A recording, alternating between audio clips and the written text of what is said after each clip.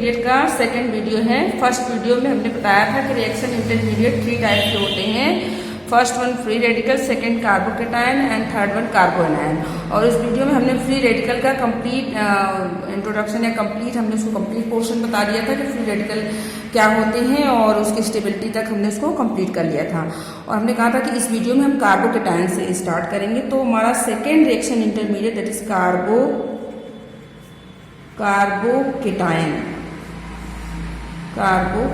Reaction intermediate दूसरा है ये रिएक्शन इंटरमीडिएट। फर्स्ट हम कंप्लीट कर चुके हैं दैट इज कार्बोकेटायन। तो कार्बोकेटायन क्या होता है? तो first of all first point ये होगा कि it is also a reaction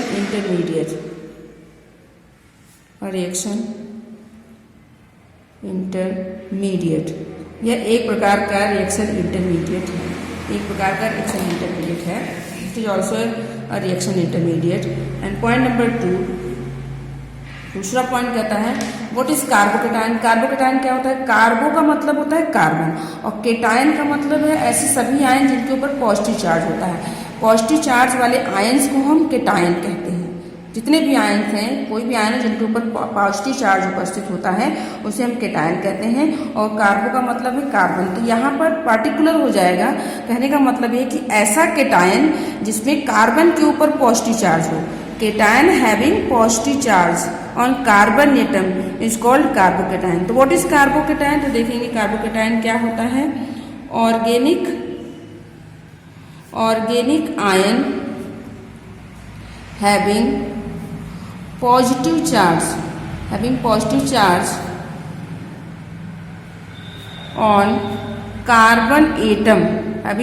charge on carbon atom is known as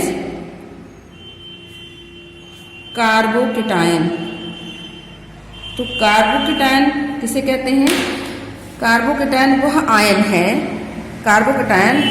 है जिसमें कार्बन एटम के ऊपर पॉजिटिव चार्ज होता है। तो कहने का मतलब सिंपल शब्दों में है कि ऐसा आयन या वह केटायन जिसमें कार्बन पर पॉजिटिव चार्ज उपस्थित हो दैट इज कॉल्ड कार्बोकेटायन। तो सिंपली हमको याद रखना है व्हाट इज कार्बोकेटायन। कार्बन, या ऐसे सिंपली कह सकते हैं कि वह आयन जिसमें कार्बन के ऊपर पॉजिटिव चार्ज होता है which is called carbocation. Next, जैसे हम इसको देख लेंगे यहीं पर छोटा सा एग्जाम्पल तो समझने के लिए। जैसे हमने ले लिया CH3+, तो इसको हम क्या बोलेंगे? Methyl carbocation. तो आप देख रहे हैं कि हमने कह रखा है कि कार्बोकेटायन में क्या होता है? कार्बन के ऊपर पॉजिटिव चार्ज होता है। तो देखिए कार्बन के ऊपर पॉजिटिव चार्ज है और CH3 को मेथिल कहते हैं। चूंकि ये कार्बोकेटायन तो इसका कंप्लीट नेम क्या हो जाएगा? Methyl carbocation. और यहीं पर यदि CH3 के ऊपर डॉट होता तो वो क्या हो जाता? Free radical. तो मेथिल फ्री रेडिकल हो जाता, जबकि ये क्या है? Methyl carbocation. इसी तरीके से हम लिखते हैं CH2 CH3 और यहाँ पर पॉजिटिव चार्ज दे देते हैं तो ये क्या हो गया? 2 कार्बन का मतलब है एथिल और पॉजिटिव चार्ज कार्बन के ऊपर है, इसलिए इसको हम बोलेंगे ethyl carbocation that is ethyl carbocation. Methyl carbocation, ethyl carbocation. तो सिंपली आप देख सकते हैं कि ion having positive charge and carbon atom. कहने का मतलब है कि वह आयन जिसमें कार्बन के ऊपर पॉजिटिव चार्ज उपस्थित होता है उसे हम क्या बोलते हैं? कार्बोकेटायन। नेक्स्ट पॉइंट में हम देखेंगे, हमने देखा कार्बोकेटायन किसे कहते हैं। अब देखेंगे कार्बोकेटायंस होते हैं they are electron deficient. Carbocation में जो कार्बन एटम है, कार्बोकेटायंस आर इलेक्ट्रॉन डिफिशिएंट। ये इलेक्ट्रॉन डिफिशिएंट होते हैं। कहने का मतलब है कि इनके पास इलेक्ट्रॉन की कमी होती है, और कितने इलेक्ट्रॉन होते हैं? कार्बोकेटायन में जो कार्बन एटम है उनके वैलेंस शेल में केवल 6 इलेक्ट्रॉन होते हैं। Having 6 electron in their valence shell कहने का मतलब ये है कि जो कार्बोकेटायन है उनके पास इलेक्ट्रॉन की कमी होती है और उनके बैलेंस सेल में केवल 6 इलेक्ट्रॉन होते हैं, जबकि कितने मैक्सिमम बैलेंस सेल में इलेक्ट्रॉन हो सकते हैं? 8। जब 8 इलेक्ट्रॉन होता है तो उसके पास बैलेंस सेल उसका कंप्लीट होता है, उसका ऑक्टेट कंप्लीट होता है और उनके पास इलेक्ट्रॉन की कमी नहीं होती। लेकिन इनके पास 6 इलेक्ट्रॉन है, इसलिए बैलेंस सेल पूरा नहीं है और दे आर इलेक्ट्रॉन डिफिशिएंट। और जब इनके पास इलेक्ट्रॉन की कमी होगी तो ये हाईली रिएक्टिव होंगे, तो दे आर हाईली रिएक्टिव। क्योंकि इलेक्ट्रॉन डिफिशिएंट है तो दे आर हाईली रिएक्टिव। और इनके पास इलेक्ट्रॉन की कमी है तो ये अपना ऑक्टेट पूरा करने के लिए बहुत ज्यादा रिएक्टिव होंगे, इसलिए दे आर हाईली रिएक्टिव। ये हाईली रिएक्टिव होंगे।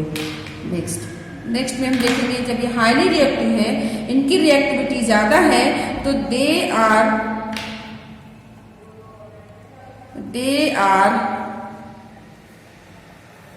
Are highly unstable. क्योंकि रिएक्टिविटी और स्टेबिलिटी दूसरे के अपोजिट इनवर्सली प्रोपोर्शनल होते हैं।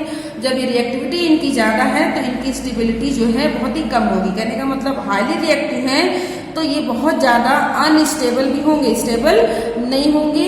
जब स्टेबल ये कब होंगे? जब अपने ऑक्टेट को कंप्लीट कर लेंगे। तो कार्बोकेटायन, कार्बन के ऊपर पॉजिटिव चार्ज होना चाहिए, इलेक्ट्रॉन डिफिशिएंट होना चाहिए, बैलेंस सेल में केवल 6 इलेक्ट्रॉन है और 6 इलेक्ट्रॉन होने की वजह से इनका ऑक्टेट कंप्लीट नहीं है, इस वजह से ये हाईली रिएक्टिव है। और जब रिएक्टिविटी ज्यादा है तो ये अनस्टेबल होंगे। नेक्स्ट हम देखेंगे नेक्स्ट में स्ट्रक्चर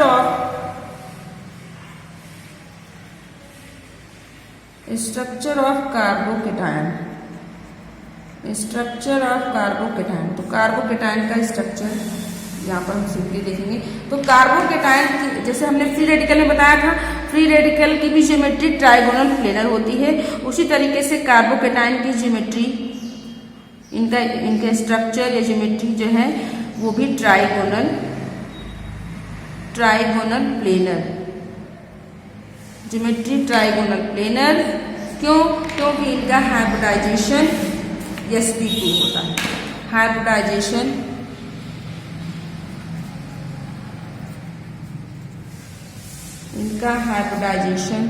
sp2।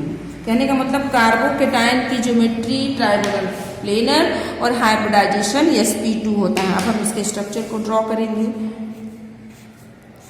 ट्राइगोनल प्लेनर है और इनके पास एक वैकेंट p ऑर्बिटल होता है, वैकेंट p ऑर्बिटल। क्योंकि इनके पास 6 इलेक्ट्रॉन है और इनकी बॉन्ड एंगल 120, ट्राइगोनल प्लेनर है और इनका जो हाइब्रिडाइजेशन है sp2। That is structure of carbocation. एक कार्बोकेटायन और यहाँ पर पॉजिटिव चार्ज, कार्बन के ऊपर पॉजिटिव चार्ज, तो कार्बोकेटायन सो भी कर सकते हैं, नहीं भी तो ये स्ट्रक्चर में, तो दैट इज द कार्बोकेटायन। अब हम अगला टॉपिक देखेंगे, that is stability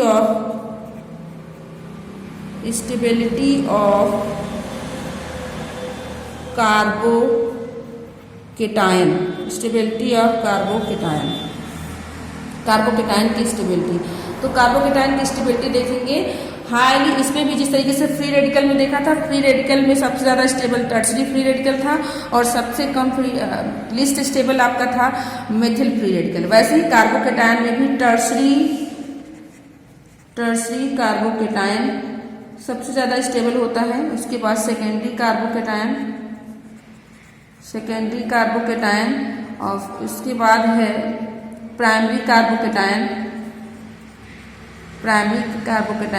and the least stable is methyl carbocation.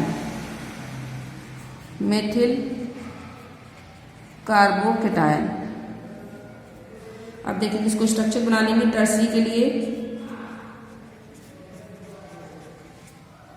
ये है आपका tertiary carbocation 3 degree. Next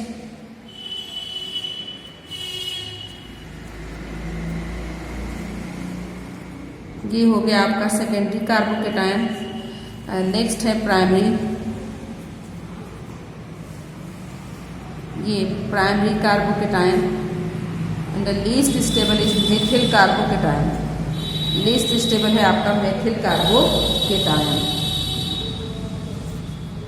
methyl carbocation, ये हो गया आपका कार्बोकेटायन कंप्लीट। कार्बोकेटायन को एक बार फिर से हम देख लेंगे। कार्बोकेटायन एक प्रकार का रिएक्शन इंटरमीडिएट है। यह वह आयन है जिसमें कि कार्बन के ऊपर पॉजिटिव चार्ज उपस्थित होता है, दैट इज कॉल्ड कार्बोकेटायन। और कार्बोकेटायन इलेक्ट्रॉन डिफिशिएंट है, इनके बैलेंस शेल में केवल 6 इलेक्ट्रॉन होता है। ये हाईली रिएक्टिव होते हैं बिकॉज हैविंग 6 इलेक्ट्रॉन। ये हाईली रिएक्टिव है क्योंकि इनका बैलेंस शेल कंप्लीट नहीं है, और जब हाईली रिएक्टिव होंगे तो ये अनस्टेबल होंगे। और कार्बोकेटायन का स्ट्रक्चर देखेंगे तो ट्राइगोनल प्लेनर होता है, इसका हाइब्रिडाइजेशन sp2 है। स्टेबिलिटी ऑफ कार्बोकेटायन में देखेंगे तो टर्सरी कार्बोकेटायन मोर स्टेबल है और मेथिल कार्बोकेटायन लीस्ट स्टेबल है। तो ऑर्डर ऑफ स्टेबिलिटी देखेंगे, tertiary carbocation, then secondary carbocation, then primary carbocation, then methyl carbocation. That means की tertiary carbocation is more stable and methyl carbocation is the least stable. एक चीज और यहाँ पर हम देखेंगे, carbocation is also known as carbonium ion. Carbocation is also known as carbocation is also known as carbonium ion. Carbonium ion, carbocation को हम carbonium ion भी कहते हैं। Carbocation is also known as carbonium ion. तो यहाँ पर carbocation complete होता है। तीसरा रिएक्शन इंटरमीडिएट हम स्टडी करेंगे। तीसरा रिएक्शन इंटरमीडिएट हमने बताया था, that is कार्बोएनायन। That is कार्बोएनायन। Third reaction intermediate that is कार्बोएनायन। तो यहाँ पर भी देखेंगे first point, कार्बोएनायन it is also a type of reaction intermediate. It is also a type of reaction intermediate. यह भी एक प्रकार का रिएक्शन इंटरमीडिएट है। कार्बोएनायन भी एक प्रकार का रिएक्शन इंटरमीडिएट है। अब हम कार्बोकेटायन और कार्बोएनायन को आपस में कोरिलेट करते हुए देखते जाएंगे। देखिए, कार्बोकेटायन हमने कहा था कार्बो प्लस केटायन, कार्बन के ऊपर पॉजिटिव चार्ज। यहाँ पर देखिए कार्बोएनायन कार्बो प्लस एनायन। कार्बो का मतलब कार्बन से है और एनायन का मतलब वो आयन जिनके ऊपर निगेटिव चार्ज होता है उसे एनायन कहते हैं।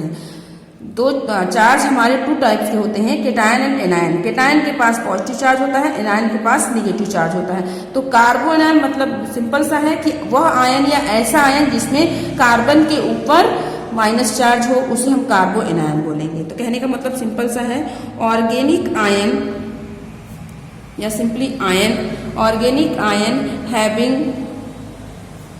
Negative charge, having negative charge on carbon atom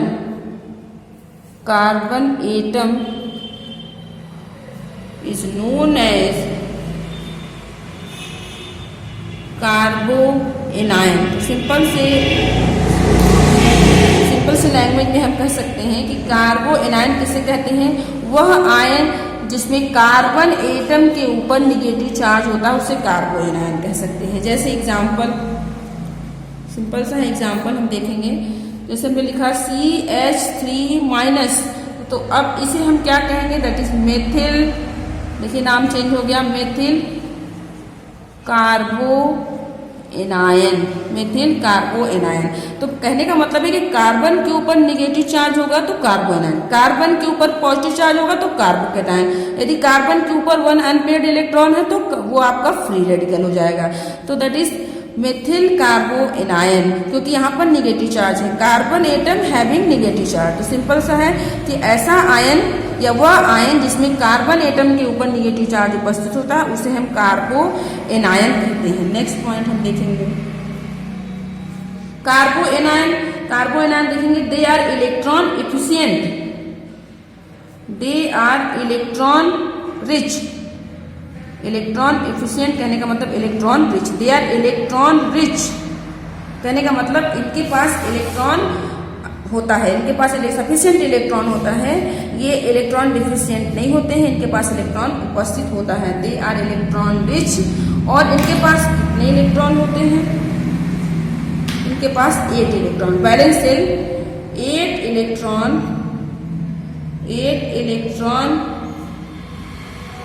present in valence shell.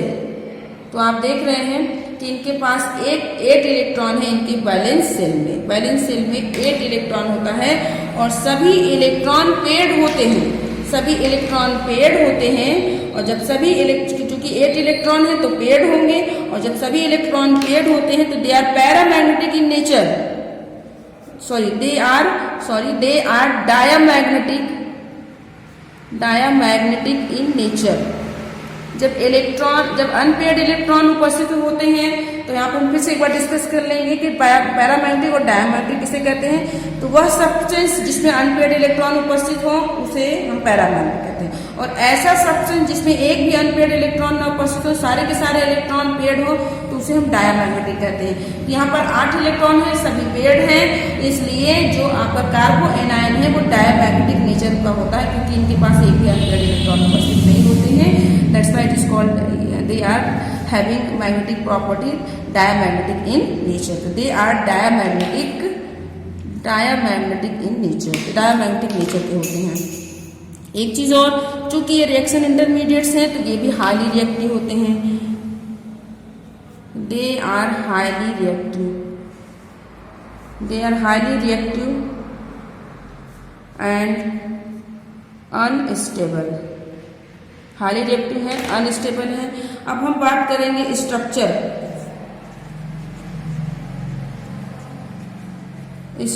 Of कार्बो anion के स्ट्रक्चर के बारे में बात करेंगे। तो कार्बो एनायन का स्ट्रक्चर पिरामिडल शेप का, इनका शेप पिरामिडल होता है। और क्यों पिरामिडल होता है? पिरामिडल क्यों है? क्योंकि इनके पास 3 बॉन्ड पेयर होते हैं एंड 1 लोन पेयर होता है। 3 bond pair and 1 lone pair, इनके पास 3 बॉन्ड पेयर है और 1 लोन पेयर है, इसलिए इनका शेप जो होता है पिरामिडल होता है। और इनका हाइब्रिडाइजेशन sp3 होता है, जबकि हमने पढ़ा है क्लास 11th केमिकल बॉन्डिंग में कि sp3 हाइब्रिडाइजेशन होने पर ज्योमेट्री टेट्राहेड्रल होती है, बट चूंकि यहाँ पर 3 बॉन्ड पेयर है, 1 लोन पेयर, दैट्स वाई इनकी ज्योमेट्री क्या होती है, इनका शेप हो जाएगा पिरामिडल और इनका हाइब्रिडाइजेशन sp3। तो इसको इनके शेप को ड्रॉ करेंगे।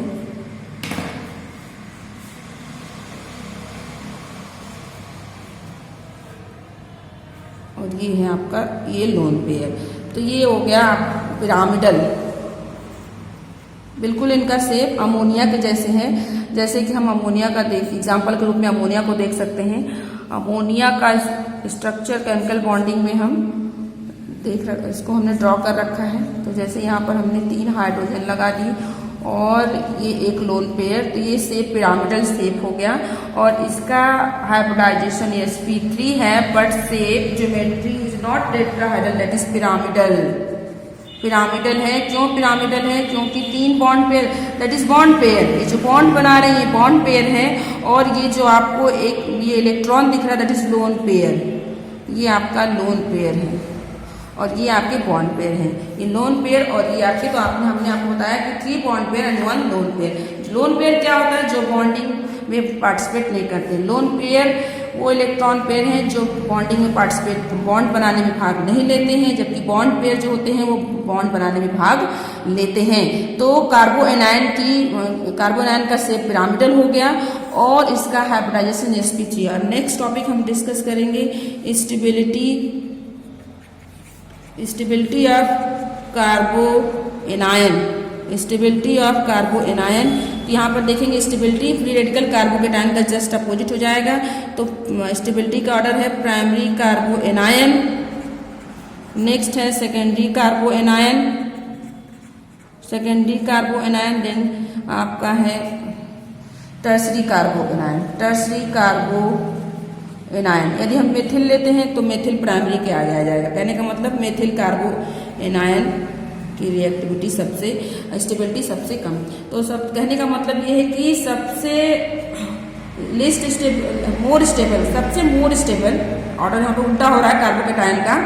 तो सबसे हाईली स्टेबल मोर स्टेबल है आपका मेथिल कार्बो एनायन, उसके बाद प्राइमरी कार्बोनाइन, और फिर है आपका सेकेंडरी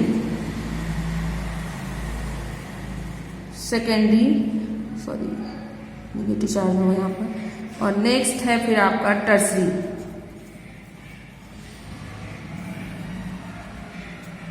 टर्सरी कार्बोनाइन, कहने का मतलब कार्बोनाइन की स्टेबिलिटी को देखें तो हमारा जो टर्सरी कार्बोनाइन है वो लीस्ट स्टेबल है, और मिथिल कार्बोनाइन मोस्ट आपका हाईली स्टेबल है। यहाँ पर हम फिर से एक बार शॉर्टकट देख लेते हैं कि फ्री रेडिकल कार्बोनाइन और कार्बोकेटाइन, तो कहने का मतलब यदि मिथिल के ऊपर डॉट है दैट इज फ्री रेडिकल, ये आपका हो गया फ्री रेडिकल। यदि मेथिल पे हम पॉजिटिव चार्ज शो करते हैं तो ये क्या है आपका कार्बोकेटायन। किसी भी कोई भी हमने यहाँ पे मिथिल एग्जांपल ले रखा है, इसी तरीके से मेथिल के ऊपर माइनस चार्ज है तो दैट इज कार्बोएनायन। तो सिंपल सा हमारा मतलब ये है कि यदि कार्बन के ऊपर पॉजिटिव चार्ज है तो कार्बोकेटायन, और कार्बन के ऊपर निगेटिव चार्ज है तो कार्बोएनायन, कार्बोएनायन। यहीं पर हमारा रिएक्शन इंटरमीडिएट का वीडियो या रिएक्शन इंटरमीडिएट का टॉपिक कंप्लीट होता है, और नेक्स्ट टॉपिक हम नेक्स्ट वीडियो में स्टार्ट करेंगे।